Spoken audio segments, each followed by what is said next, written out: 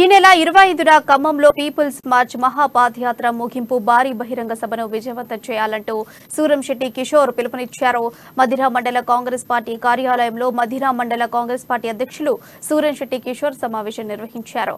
ఈ సందర్భంగా బట్టి విక్రమార్క ప్రజా సమస్యలపై చేపట్టిన పీపుల్స్ మార్చ్ మహాపాదయాత్ర ఈ నెల 25వ తేదీన ఖమ్మం పట్టణంలో ముగియబోతోందని తెలిపారు. కావున ఈ క్రమంలో ఖమ్మం పట్టణంలో భారీ బహిరంగ సభ ఏర్పాటు చేయడం జరుగుతుందని తెలిపారు. తెలంగాణ సీఎల్పీ లీడర్ బట్టి విక్రమార్క గారు గత 2 నెలలుగా పాదయాత్ర చేస్తున్నారు. ఆ పాదయాత్ర ఈ నెల 25వ తారీఖుకి ముగింపు సభగా ఖమ్మంలో ఉంది.